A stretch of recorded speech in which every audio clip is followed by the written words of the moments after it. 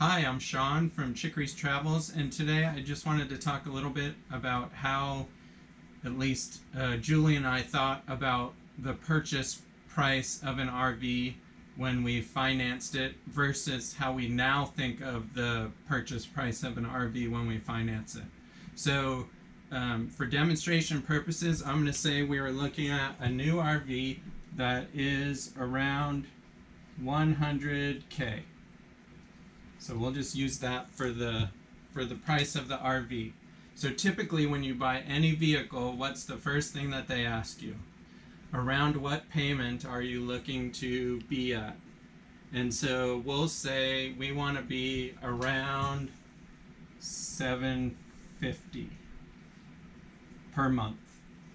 And so they will also ask you, are you willing to put anything down? We'll say we want to put down about 5K.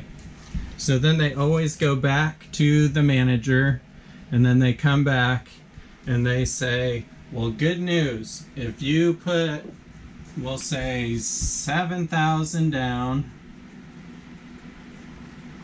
we can get your payment around 760.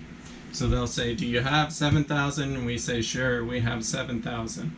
So then you get your RV and we'll say the payment is 763 and it's 5.25% interest for 15 years. So I think you get typical financing is between 10 and 20 years on an RV, so we'll say 15.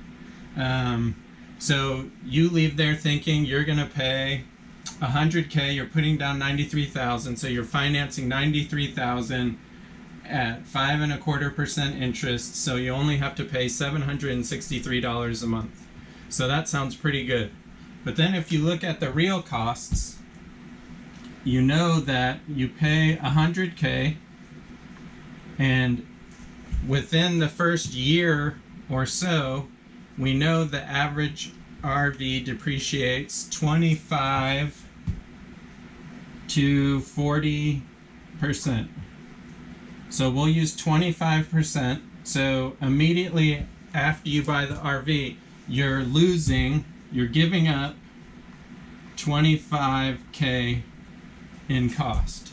So that's 25,000 that you'll never be able to recover when you sell the RV. So consider that, I guess, the good times you're going to have with the RV is to you going to cost 25,000. And then the more interesting part is you finance 93K for 15 years at 5.25%. And that comes up to just above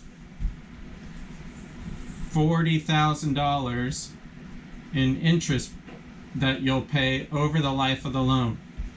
So, like most people, I think when you get a car, you just make your payments every month, whatever you have, because you're comfortable with that 763. You just pay that every month, and eventually it gets paid off. And that's kind of what the bank is counting on, because they'll make 40K in interest. So the RV is really costing you 140K, and it's really, after you take the 25K of depreciation off after the purchasing, it's really only 75K that you're purchasing. So you have to look at that as 65K. You're basically losing 65K on the $100,000 RV. So if you look at it that way, that really tells you what you're really buying, and then also what is it really costing you over the life of the loan and the RV.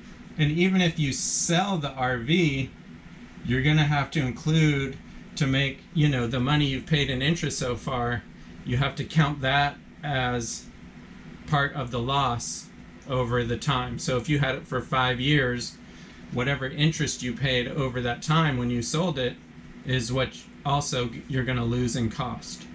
So instead of just thinking about the payment of 763 and the percentage of 5.25, you should think about the total cost, which we said was 140K, versus the value, which was 75K. So that's just another way to look at it.